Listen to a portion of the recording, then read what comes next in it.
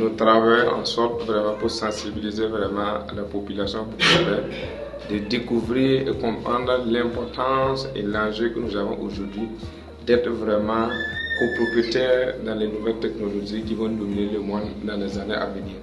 Parce qu'avec le temps, nous avons analysé et on s'est rendu compte que notre population est uniquement des consommateurs. On ne profite pas des nouvelles technologies que nous utilisons chaque fois et nous ne pouvons pas nous en passer de ça. Donc nous voulons faire en sorte que les gens puissent devenir propriétaires ou copropriétaires des nouvelles technologies pour pouvoir utiliser ça et gagner vraiment de l'argent et créer ce qu'on appelle la liberté financière. Dans l'analyse, je vois qu'on a eu pratiquement plus de 200 personnes dans la salle. Déjà, c'est une première qu'on gagne vraiment à ce demande comme ça. Et nous sommes vraiment fiers sur le plan national, ça nous réconforte dans notre position parce que nous sommes en train de faire en sorte que le Burkina Faso soit un pays non seulement où la plupart des nouvelles technologies, les Burkinabés vont investir dedans. Et en plus de ça, par la grâce de Dieu, nous allons faire en sorte que dans toutes ces nouvelles technologies, le Burkina soit le premier pays, peut-être pourquoi pas dans l'AIS, à consommer ces produits-là au profit de sa population. Et non... Ça fait 2 ans, pratiquement 2 ans que j'ai entendu parler du projet.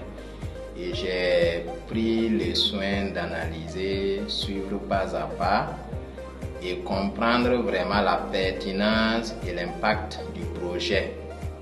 Voilà la raison pour laquelle, en plus d'être investisseur, j'ai fait la promotion de l'entreprise pour en fait passer l'information.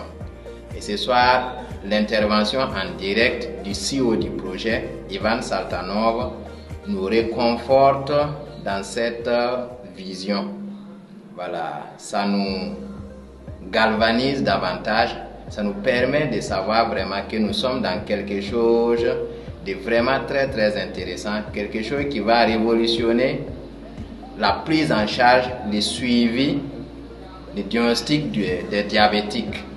Puisque le produit qu'ils veulent mettre en place là, c'est un dispositif qui va permettre de suivre de façon continue, de façon permanente, la glycémie. Absolument. À chaque fois que je participe à la conférence, ça me donne encore du tonus et ça me donne encore cette envie de me dépasser, que ce soit dans l'acquisition des actions et que ce soit aussi dans la promotion de l'entreprise.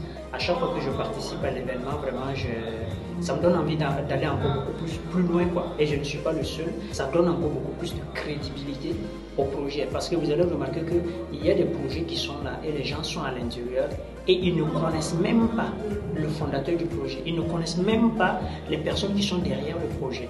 Par contre, chez nous, tous les projets dans lesquels nous sommes et que nous investissons, nous échangeons avec les responsables du projet sur plusieurs points. Donc ça montre que c'est vraiment quelque chose de crédible, quelque chose de solide, quelque chose de long terme. L'objectif de cette éducation financière, c'est permettre à la population de savoir que être riche passe par une éducation.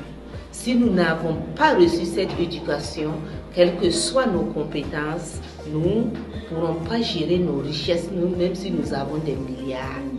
J'ai été vraiment très satisfaite, émerveillée, parce qu'il a laissé beaucoup de son travail pour accepter, s'entretenir en direct avec les Burkinabés. Je suis vraiment très ravi d'avoir entendu en tout cas l'intervention du CEO parce que d'habitude ce sont des vidéos que nous suivons, mais actuellement on a vu le fondateur même s'exprimer et répondre à nos questions. Vraiment c'était une satisfaction. Vraiment j'ai un appel dans la zone du centre nord parce que je vais voir aussi mes frères et sœurs aussi réussir.